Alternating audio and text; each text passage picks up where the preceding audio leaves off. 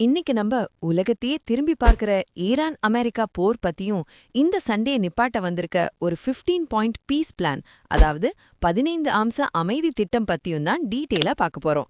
Skip பண்ணாம கடைசி வரைக்கும் பாருங்க, ரொம்ப இன்ட்ரெஸ்டிங்கா இருக்கும்.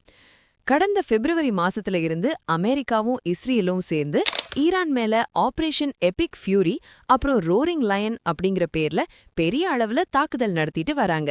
இதை எப்படியாவது நிப்பாட்டணும்னு இப்போ பாகிஸ்தான் நடுவுல வந்து மீடியேட் பண்ணி அமெரிக்காவோட ஒரு 15 அம்ச அமைதி திட்டத்தை ஈரான் கிட்ட கொடுத்திருக்காங்க.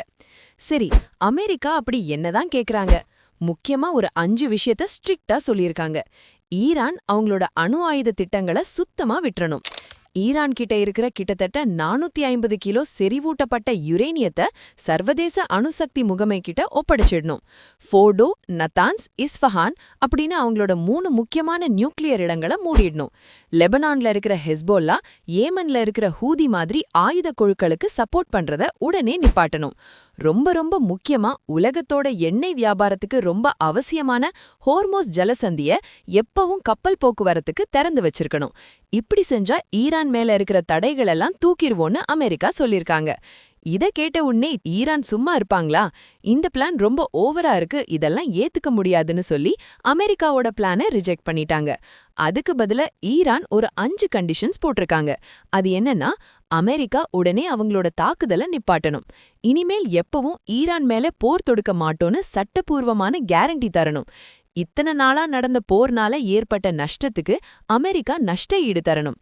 போர் நிறுத்தம்ங்கிறது ஈரானுக்கு மட்டும் இல்லாம அவங்களுக்கு சப்போர்ட் பண்ற எல்லா குழுக்கள் மேல நடக்கிற சண்டையையும் சேர்த்துதான் நிப்பாட்டணும். கடைசியா ஹோர்மோஸ் ஜலசந்தி முழுசா எங்க கண்ட்ரோல்ல தான் இருக்கும்னு கராரா சொல்லிட்டாங்க. நண்பர்களே, இப்போதைக்கு பாத்தீங்கன்னா 2 நாடுகளோட டிமாண்ட்ஸும் நேர் எதிரா இருக்கு. அமெரிக்கா ஹோர்மோஸ் ஜலசந்திய திறந்து வைக்க சொல்றாங்க, ஈரான் அது எங்க கண்ட்ரோல்னு சொல்றாங்க. அதே மாதிரி நஷ்ட ஈடு தரணும்னு ஈரான் சொல்றத அமெரிக்கா ஏத்துக்கவே வாய்ப்பில்ல. அதனால பாகிஸ்தான் மூலமா பேச்சுவார்த்தை நடந்தாலும் உடனே ஒரு சுமூகமான தீர்வு வர்றது ரொம்பவே கஷ்டம்னு தான் எக்ஸ்பர்ட்ஸ் சொல்றாங்க. இந்த பிரச்சனையால உலகத்துல ஆயில் ரேட், கப்பல் போக்குவரத்து எல்லாமே பயங்கரமா அஃபெக்ட் ஆயிருக்கு. இந்த போர் எந்த அளவுக்கு போக போகுதுன்னு நம்ம பொறுத்திருந்து தான் பார்க்கணும். இந்த வீடியோ உங்களுக்கு ரொம்ப யூஸ்ஃபுல்லாவும் ஈஸியாவும் புரிஞ்சிருக்கும்னு நம்புறேன். இந்த ஈரான அமெரிக்கா பிரச்சனைய பத்தி நீங்க என்ன நினைக்கிறீங்கன்னு கமெண்ட்ல சொல்லுங்க. மறக்காம நம்ம சேனலை சப்ஸ்கிரைப் பண்ணி உங்க ஃப்ரெண்ட்ஸுக்கும் ஷேர் பண்ணுங்க. பாய்.